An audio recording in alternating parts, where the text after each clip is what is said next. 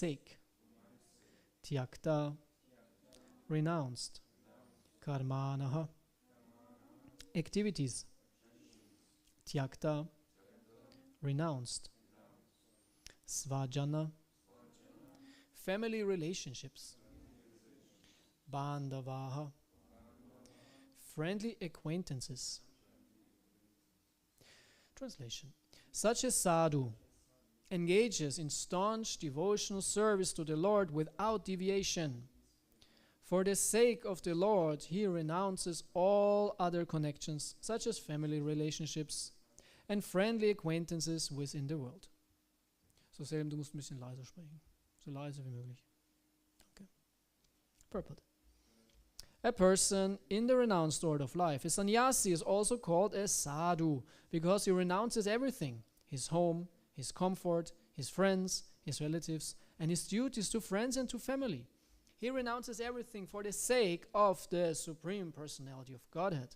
A sannyasi is generally in the renounced order of life, but his renunciation will be successful only when his energy is employed in the service of the Lord with great austerity. It is said here, therefore, bhaktim kurvanti yetridam.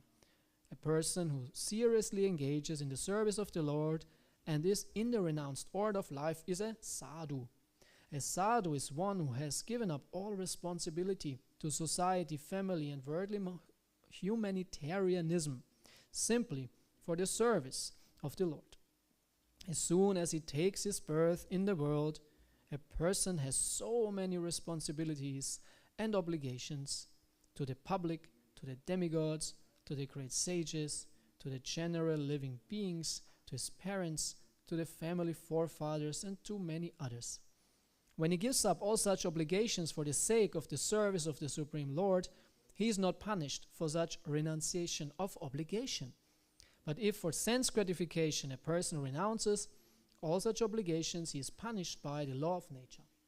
Oma Gyanatimirandasya Gyananjanslakaya Chakshumilitam Yena Tasmai Shri Gurave Namah Mukham Karoti Vachalam Pangung Langayate Girim Yat Kripatamahang Vande Shri Gurun Dinataranam Shri Chaitanya Manobistam Stapitam Yena Bhutale Swayam Rupa Kadamayam Dadati Swabadantikam Jai Shri Krishna Chaitanya Prabhu Nityananda Shri Advaita Gadada Shri Vasari Gaura Bhakta Vrinda Hare Krishna Krishna Krishna Hare Hare Hare Rama Rama Rama Hare Hare Mayanan Yena Bhavena Bhaktim Kurvanti Yedridham Matkarite Tyakta Karmanas Tyakta Svajana Bandavaha. Such a sadhu engages in staunch devotional service to the Lord without deviation. For the sake of the Lord, he renounces all other connections, such as family relationships and friendly acquaintances within the world. Hare Krishna. In this part of Srimad Bhagavatam, we hear a description of a sadhu, a spiritual person, a saint. In the verse before, it was said that there were the qualities mentioned of the sadhu. Titikshava karunika suridam sarvadinam achata shatrava shanta sadhava sadhu bhushana. These are the ornaments of a sadhu. Sadhu bhushana. Bhushana means an ornament. The real ornament are these good qualities. These are the real ornaments actually of a human being. That he has good qualities. Sometimes we think good ornaments are, okay, material ornaments. You have some nice watch, or rings, or a necklace, or a crown. Someone of you has a crown? Take this crown. But we have other hats, something for the head. Some hats and base caps or whatever. So we decorate the body. We paint the body, we decorate the body. And other ornaments might be your prestige in the material world. You might be known as a person who is very, rich, intelligent, driving a nice car. Car is a status symbol. It's actually really true. People are measured by what kind of car they drive. They look at your car and they know who you are. Yes, better. But it's so many material designations are there, but these are not ornaments of a sadhu. A sadhu is actually a saintly person, a spiritual person.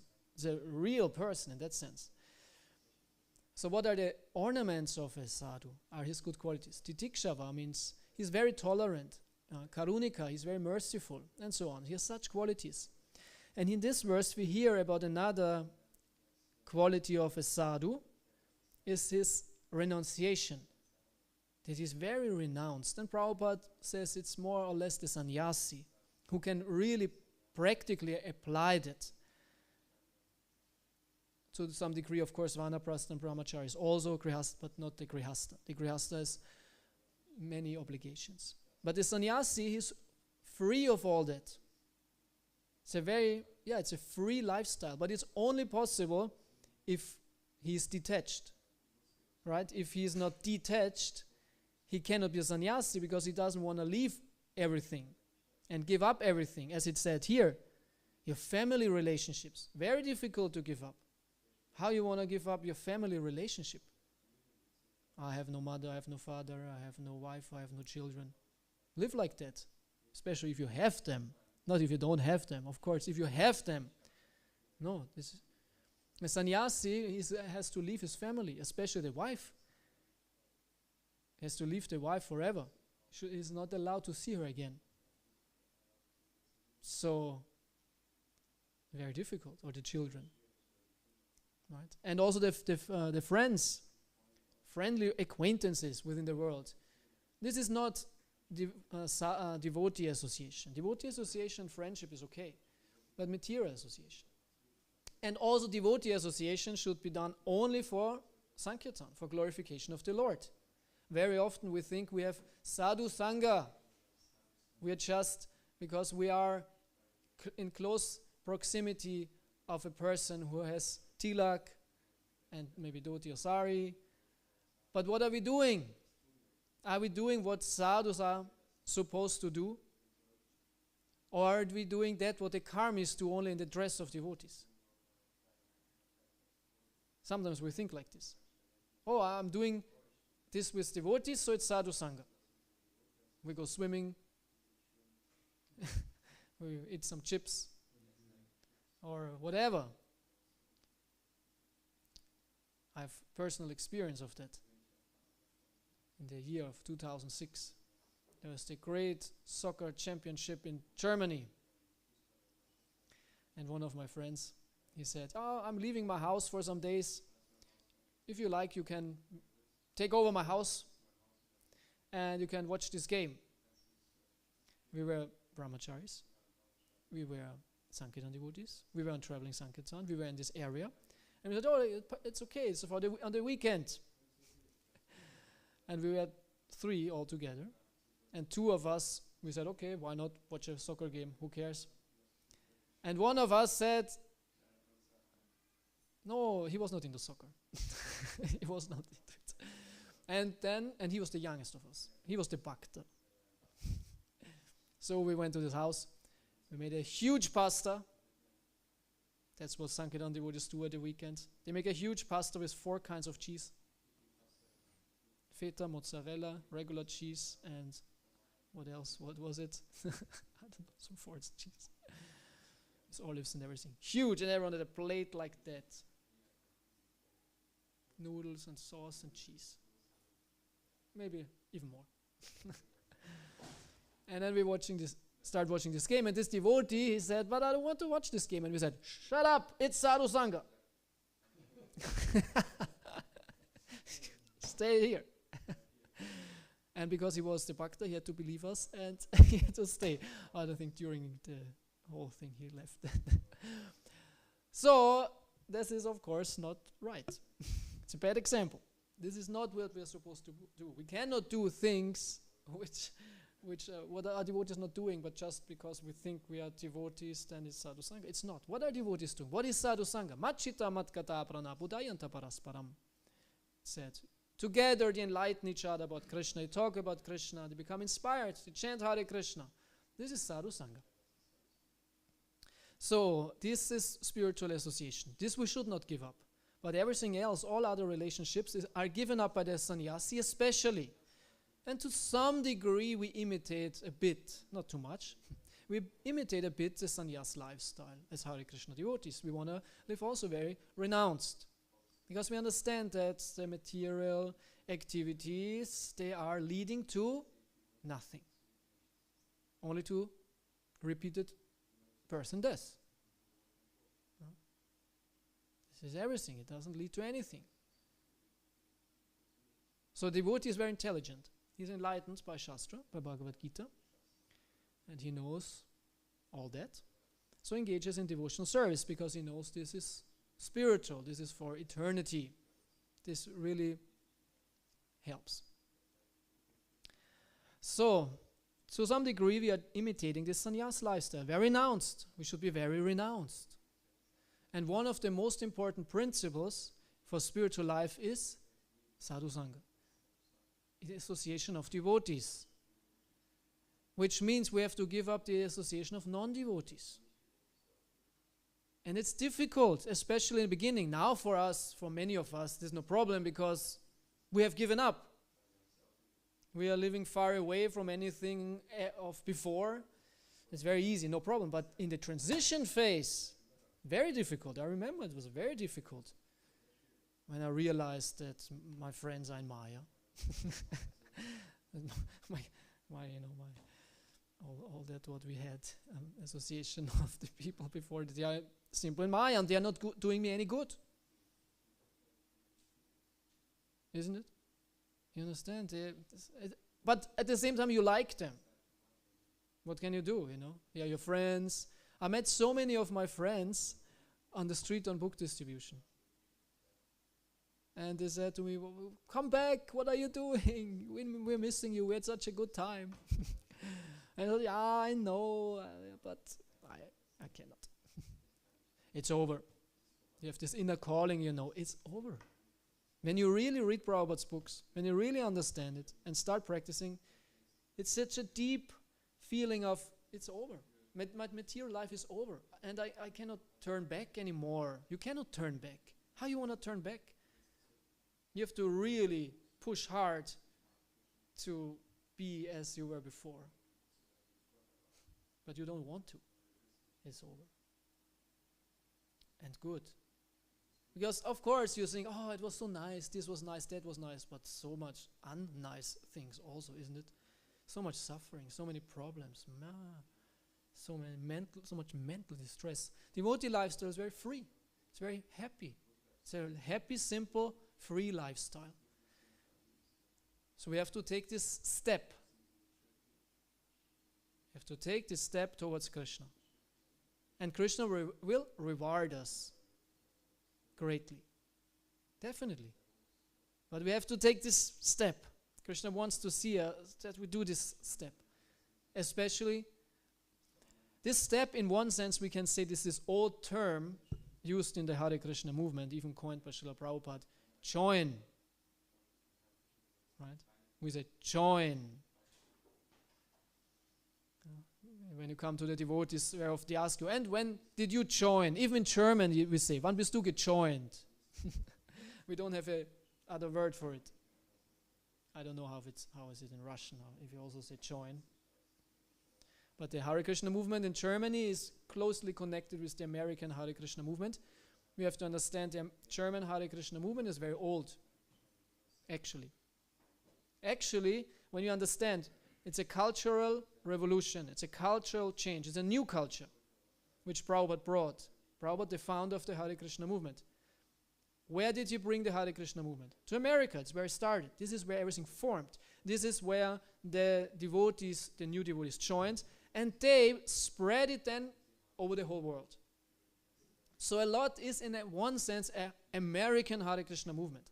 In one sense, of course, it's spiritual, transcendental, more Indian than anything else then after that, but still has a kind of American touch, especially in the beginning, because it were Americans who were explaining this to the rest of the world, more or less. Yes, even to the Indians. And the first country where Prabhupada was after America, I think Canada, of course, also, but like North America, was Germany, actually, 1969. So it's a very old, actually, very old movement. Yeah, and so the German Hare Krishna movement, which developed, has lots of the original movement, so to say. Yeah, and also the terms we are using today, right? Our jargon is not kind of purified or polished so far. We still use the old jargon very often. It's interesting. Of the original Hare Krishna movement, you can say many terms, and one of them is to join. In German, you would say beitreten, but beitreten, this is I think there is not a more German word than beitreten. Beitreten. So, devotees say join, right? America, English has. So join means like to become part of, right? And but we use the word join is when you become a devotee in the practical sense of the term, right? Nowadays it's not so much anymore because the majority of our devotees are not temple members. It's not. Most is, as we say, congregation. But before it was like you're a devotee when you live in the temple, more or less. More or less. Yeah? And it's of course we have devotees in a congregation, but this temple life and lifestyle is very effective in learning the culture, learning the lifestyle, learning the sadhana especially. Yeah.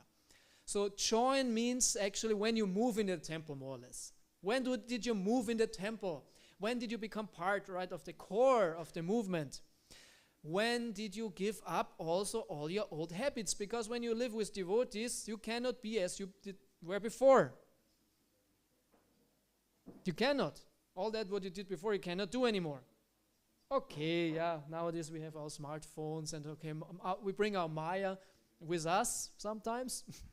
But before they had no smartphones. And so we were exposed to that, what devotees did, and we had to do that. And it's very good. It's very good.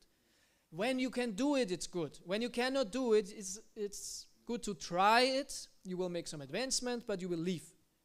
Because it's too difficult, or it's too different. Might not be difficult, but different. Sometimes we cannot, so many people come to the temple, live some time here, but you see, it's not my thing, it's difficult. But those who can do it and really take the whole process like that, they make lots of advancement in short time. And they understand that this is very important. And I have to overcome also my ego. I have to surrender. I have to surrender. I don't like to get up now in the morning. I don't like to do that now. But no, I have to surrender. I understand. This is just my ego revolting. Right? And I have to overcome it. Isn't it?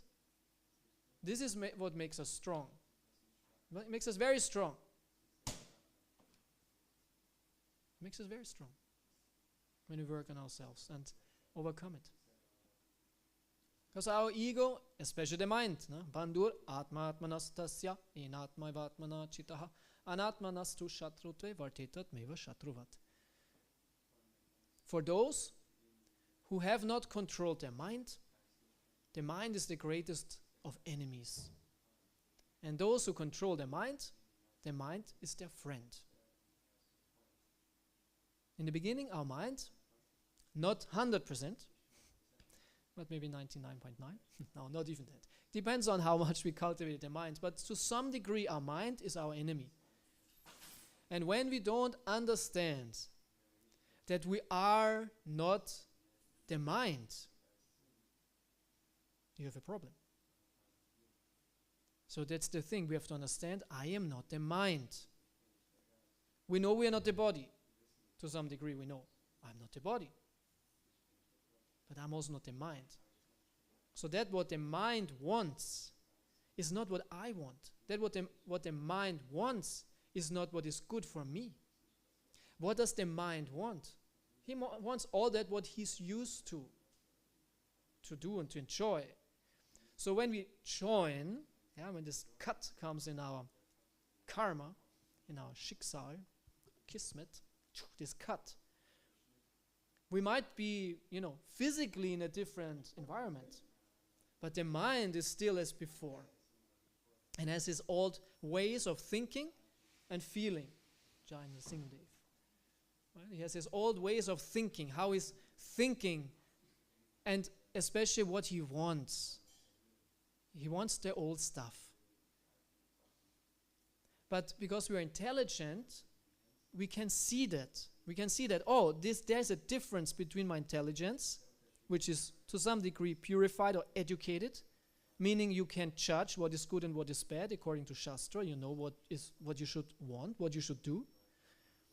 And then you see, the mind wants something different. Der Geist ist willig und das Fleisch ist schwach. It's like that.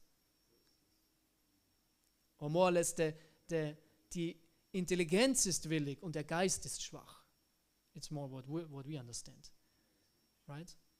The intelligence knows, I read Krishna is Supreme Personality of God, that he's my friend, he's so wonderful, I want to be with him, I want to serve him. I know that. But the mind has still his old attachments. And then you see, I want this, but I want that also. I have a problem. As they say, there's an angel and there's a devil sitting on your shoulder. Here and here, right? And both whisper into your ear. The devil whispers into your ear, yes, there's a new Netflix series you were waiting for so long, and finally it came out. And the angel says, but you joined now. You should not do that. It's a waste of time. It's nonsense. It's pure sin. And the devil says, to hell with you, angel. It's wonderful. It's the whole series about the hell. It's so nice. Yes, do it. Watch it. And the angel says, no, don't do it. Oh, yes. And inside, what shall I do now? I am lost in this predicament. Right? And then we have to say, Krishna, save me, please. And he will. And he will overcome all that. And he will see, no, it's nonsense. I am determined. I will not give in. I know it's a waste of time. I know it's ridiculous. I don't give in. I'm strong. I'm stronger than my attachment. I'm determined. I know what I want. I know what is good. Krishna, I want to do it for you. I want to make you proud. I want to be your servant, and about whom you can think he is a good servant. What will Narasimha, what will Krishna think if he looks down on this small Bhumandala, on Bharatvarsha, looking in the Bavarian forest, seeing Brahmachari Hans sitting in his ashram corner, hiding with his smartphone, watching the Netflix series about hell? What will Krishna think? What is he doing? And he looks, that's very nice, so tall, tall. Hopefully no one is discovering me. I'm just reading here, Veda base. What will Krishna, you might say, I can cheat everyone. But Krishna is in your heart. Krishna is also outside of your heart. He's everywhere. He sees it and says, what is he doing? Or you want to make him proud. He's such a nice devotee. He's strong. He's determined. He surrenders. He wants to please me. And he gives up that what is most precious to him. His Netflix series is the most precious to him. He loves it so much. Since 2 years he's waiting for this series. He cannot think about anything else. He has a countdown clock in his room. Right? And he gave it up for me. You're so nice. You sacrifice what was dear to you. If it's nonsense, whatever it is, and every one of you has his Netflix series in different manifestations. Yeah, this is Netflix is like a TV channel, streaming service. They all do this. They all have this.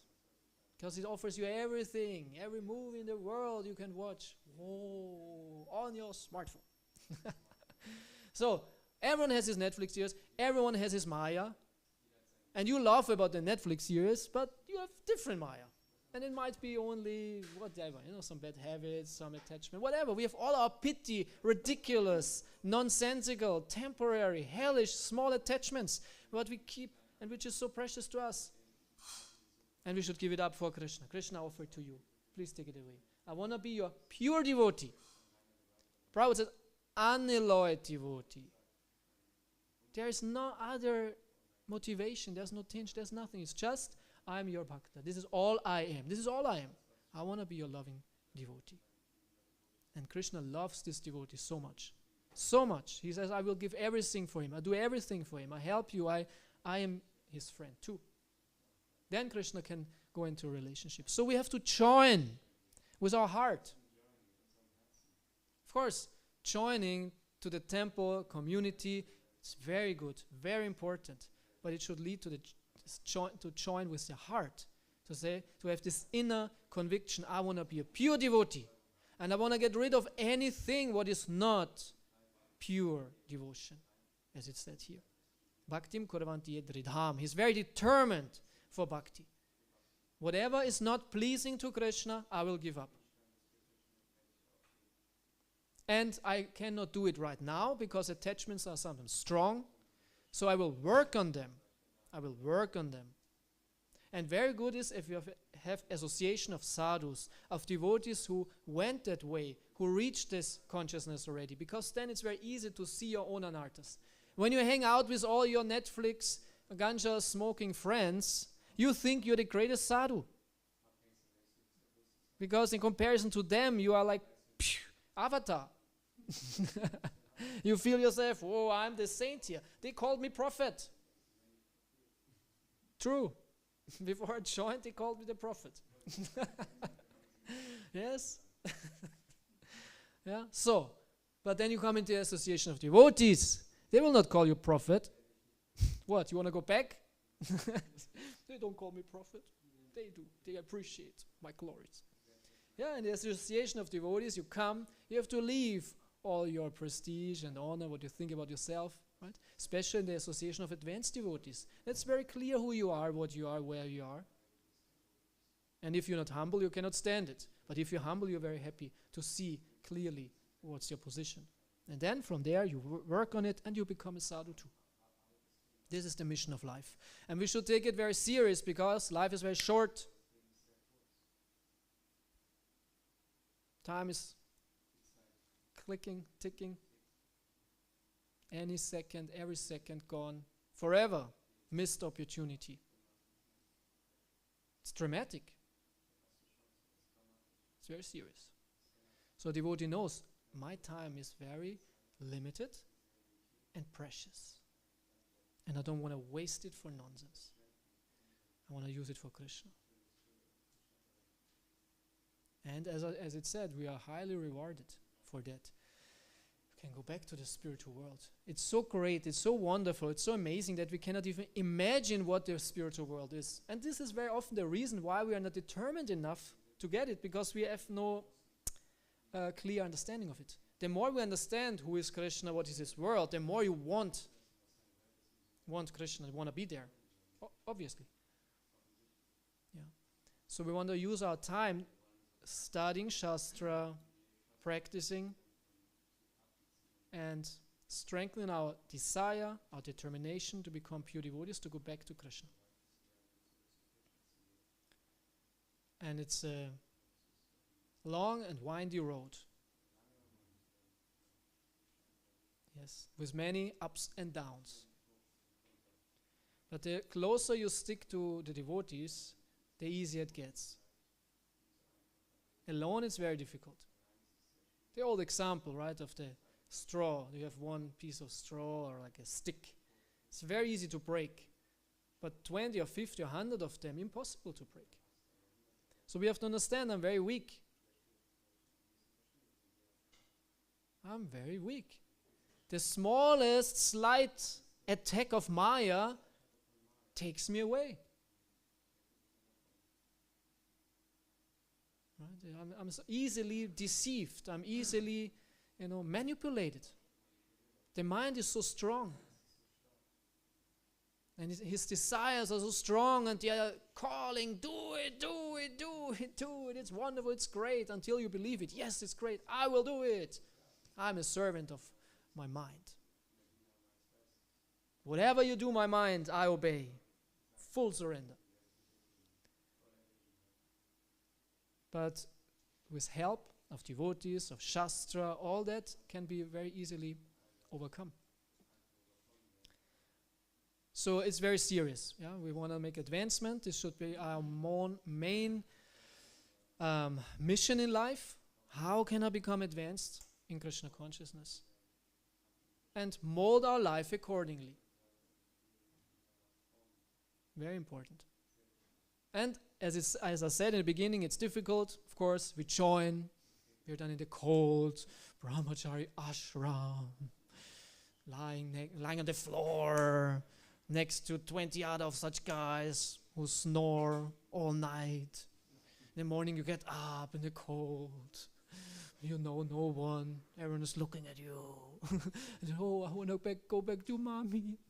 I want to go back. Oh. No, it's not that. In the association of you, it's very happy. Everyone is nice. Everyone likes you. Everyone helps you. It's easy. It's actually easy. But still the mind sometimes makes, out of this nice situation, it makes it very dark and bleak, and even you were suffering before with your mommy. Yeah, but still the mind is so crazy that it longs for that what he knows. It's very interesting, right? We rather do that what we know, we think it's secure, than to change something. So the change phase is the difficult phase. When it is changed, it's very easy, no problem. Right? I have no longing anymore for any of my old stuff. It's gone. It will go. It will go. The beginning is a little bit prominent in the mind, but it will, in time, it will go further away, become smaller and smaller and smaller. And then it falls off the edge of your mind.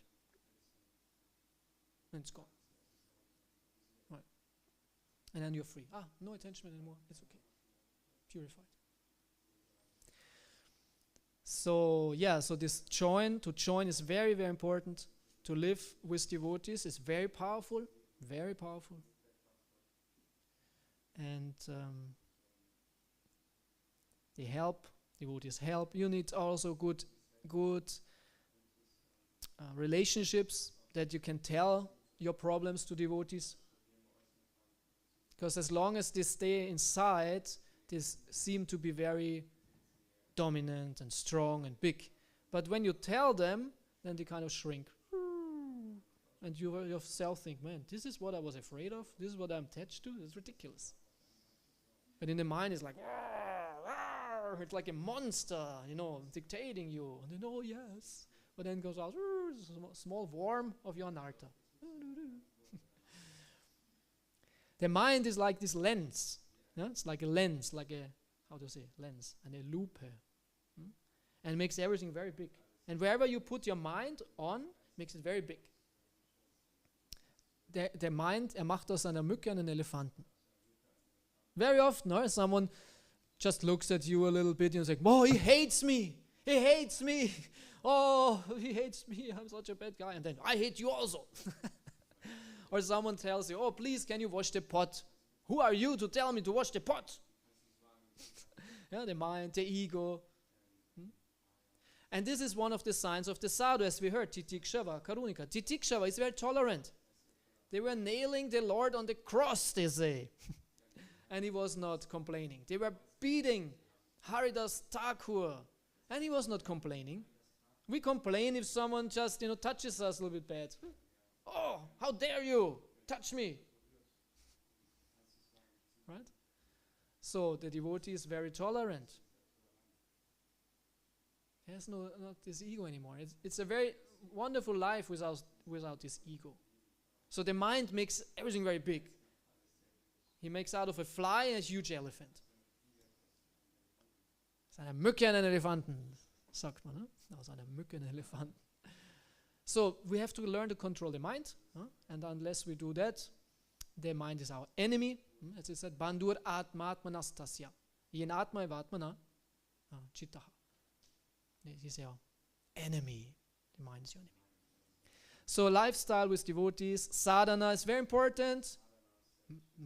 Sadhana is very important. Mangalartik is very important. 16 rounds are very important.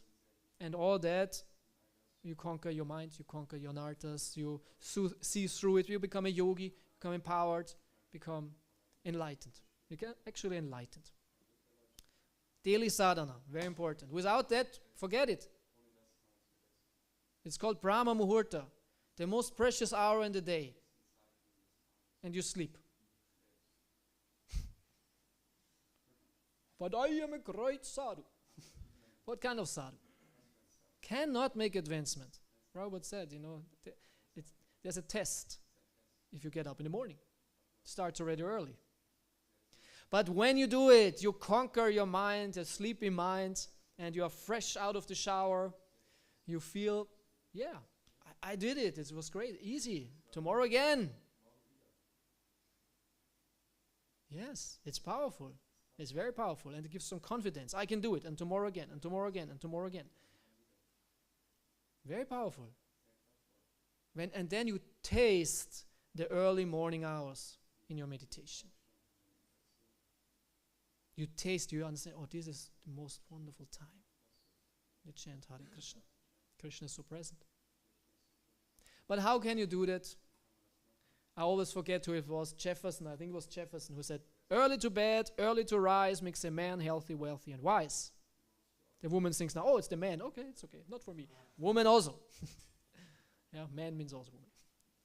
Early to bed, early to rise. Early to bed.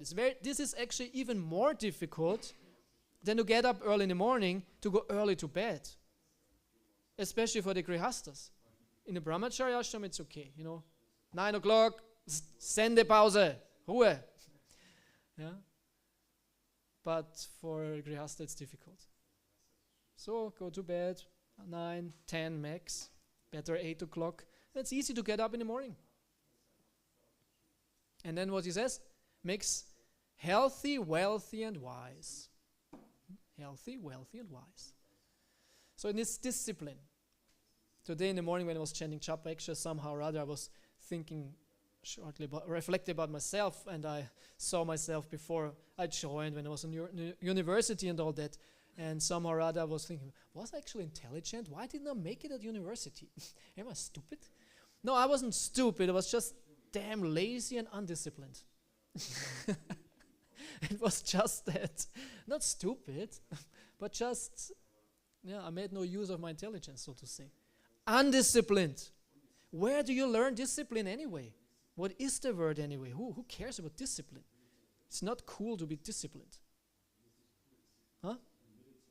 Yes, actually it's true. When I went to military also, this I appreciated.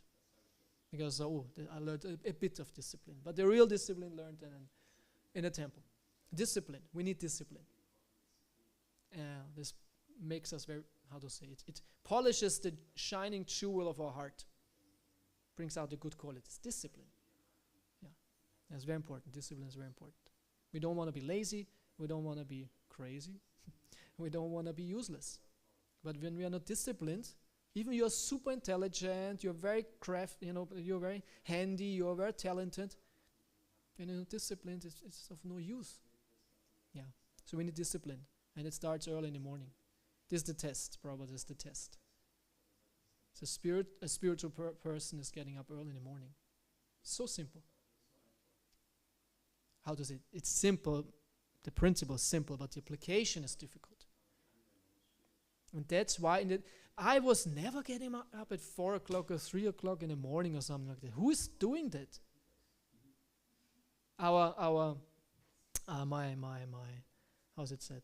My mother-in-law was here a couple of days ago, and Schwiegermutter. And on that day or day before, I was sleeping a bit longer, and I said to her, I was a little bit tired. Ich habe ausgeschlafen. And she asked me, how long did you sleep? I said, I don't know, 7 o'clock or something. And she says, ausschlafen? 7? I never get up before 11. And when I was a student, I was not getting up before 11. I think when I got up at 11, it was kind of early. What did you do? Or as a student?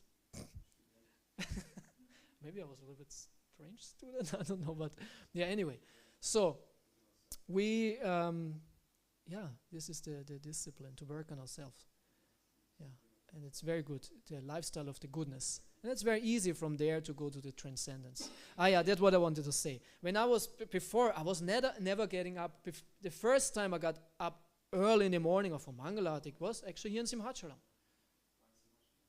The first time I chanted 16 rounds was here in Simhachalam, here in this corner. 2001, 2002. Well, the first time I chanted 16 rounds. Before I chanted a bit at home, I got up whenever. But then I was here for Gaurapunima, 2002. And then I did as devotees did. And it was actually not difficult. It was actually not difficult. But before this was like unthinkable. Get up at 4 o'clock in the morning chanting 16 rounds. This is like impossible if your mind is not trained. So that's the reason why the association of devotees is so important. We learn this most basic sadhana. Very, very important.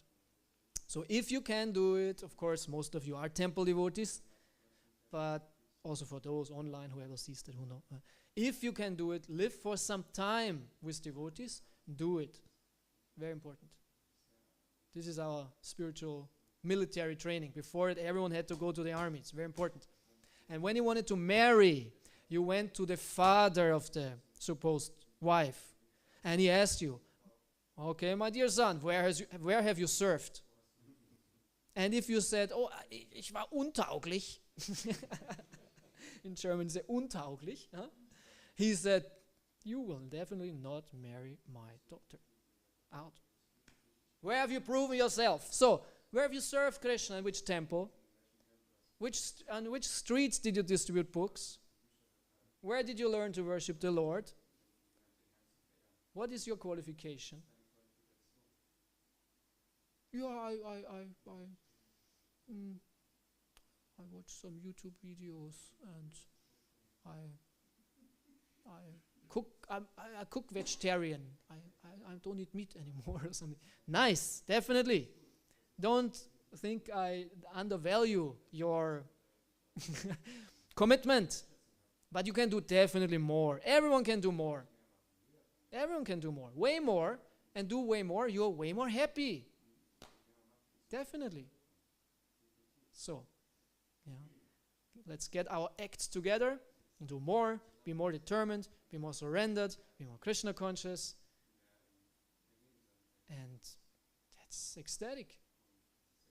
Love the challenge. Nice, I have a challenge, I have a mission in life, something to do, something to work on. Don't think, oh no, challenge. This is just a Tama's mind. Next year say, wow, yes, I can do it. This is wonderful. This is a mission. I have something to achieve. I have a goal in life. I want to be a pure devotee.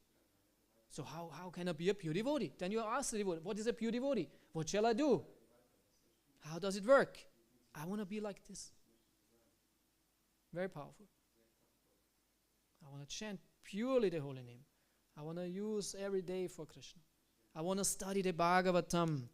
I want to know at least 20 verses of Bhagavad Gita. Or 100. I want to distribute books. I want to preach. I want to bring someone to Krishna consciousness. I want to love Krishna. I want that only Krishna is in my heart. This is what we are striving for.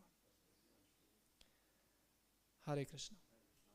So I end here, a little bit earlier. Any questions? Anything to add? Some doubts? Someone now a little bit discouraged? Well, I thought we are here for Chisapchi. What is he talking about? No, thank you, but Bhajan. Just want to add something. You reminded me at the end that How's it said? No pain, no gain. You know that? And I was in America. I was distributing books, and there was a Ausstellung, and there were also the Marines, exhibition. There was an exhibition kind of on the street. Like this was not actually an exhibition. It was more like a street party or something like this with many booths, and there were the Marines. And they had a bar, and you had to pump. Everyone could pump, and they were managing, checking out if you could be a Marine. And they all had this T-shirt with no pain, no gain. This Marines, Yeah. So, and we are the spiritual Marines, right? Yeah, spiritual warrior, exactly. The spiritual warrior. I don't know who was it, maybe Jiva Goswami says, faith means increasing our endeavors. Mm-hmm. Because we have faith in our practice, so we keep increasing and increasing our endeavor. Faith means to increase our endeavor. Definitely, the more we have faith, real faith, para shraddha, transcendental faith, as I said, the more you understand Krishna and everything about him and the spiritual world, and the more you want to achieve that. Faith is real, this deep conviction, understanding about Krishna, and the more you are, your determination gets stronger, and then you do it. It's not so difficult to overcome anarthas. You have to just, as I said, be disciplined. I don't do this anymore. I don't want to think this anymore. I'm very disciplined. Yeah. Okay, something else? Yes, Salim? Jahangir. We call him now Jahangir. Jahangir. Selim is Jahangir. He was the son of Babur, the first Muslim king of India. My question would be, maybe I can ask in German. Kannst du noch ein paar Aspekte nennen, wie man die Antriebskraft im hingebungsvollen Dienst verstärken kann, dass man den Wunsch stärken kann, Krishna und den Gottgeweihten zu dienen? Yeah, this is a very general question. How can we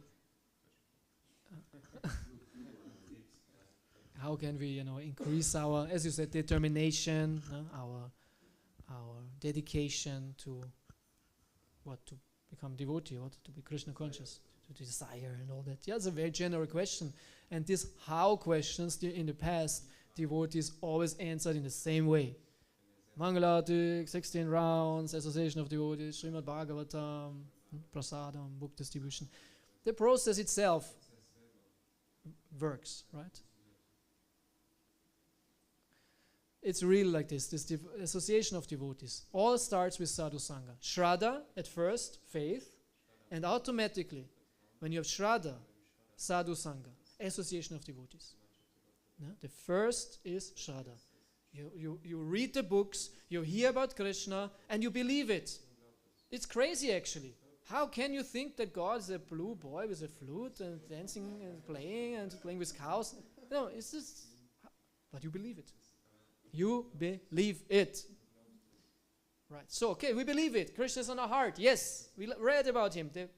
Prabhupada gave us this knowledge, Shastra. We are convinced. And then, sadhu sangha. You go to those who are devotees of Krishna.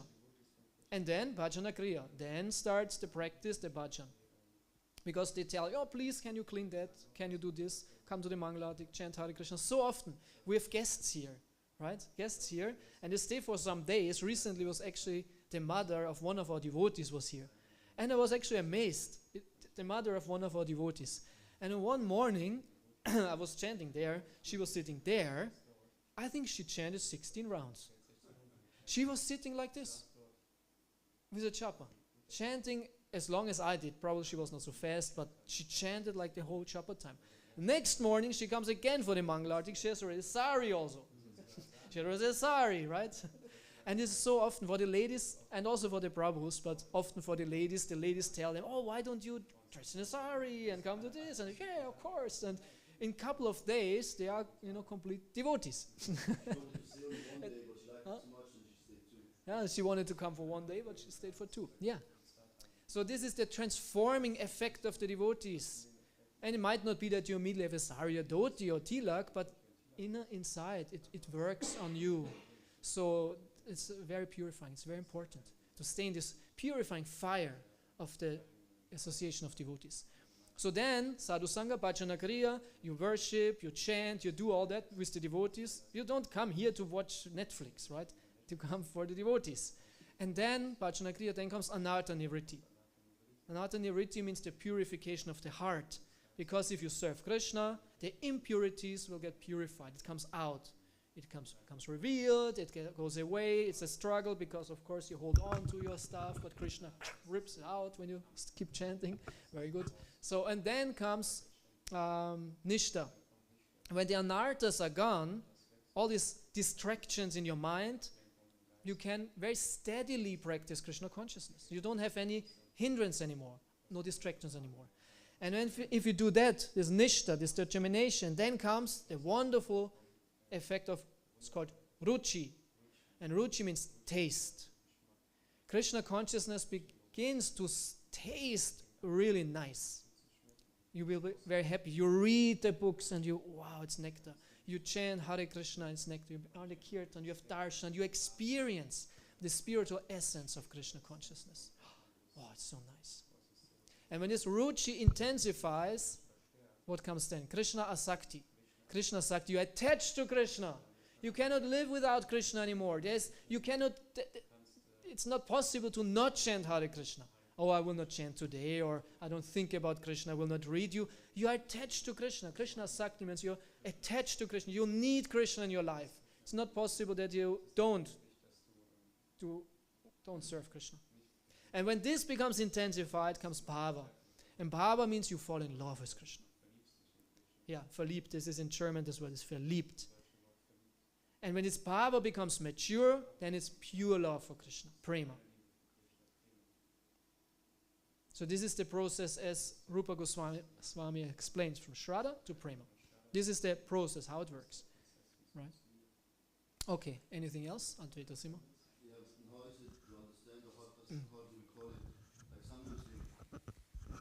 Sometimes we experience also some kind of ruchi, some taste, some higher taste. Yeah. Is it ruchi or is it something else? No, it's ruchi, because these stages are not like this. It's not one after the other. They are overlapping. And definitely we are still in the phase of anartha nivritti, but nishta also comes in, and so this ruchi comes. They are overlapping. But it's not the pure taste, and it's not permanent. It's not all the time there. It's not every morning you have this extreme taste, sometimes more, sometimes less, depending on anarthas, anartha nivritti, right? It's called nishtita and anishtita bhajana kriya. So they are overlapping. So, but we keep on going and will become intensified, and the taste becomes even stronger, right? Yeah. Okay, thank you so much for your kind attention. I wish you a wonderful day in Krishna consciousness. Use your time nicely, good. Srila Prabhupada ki, Nitai Gaur Premanande.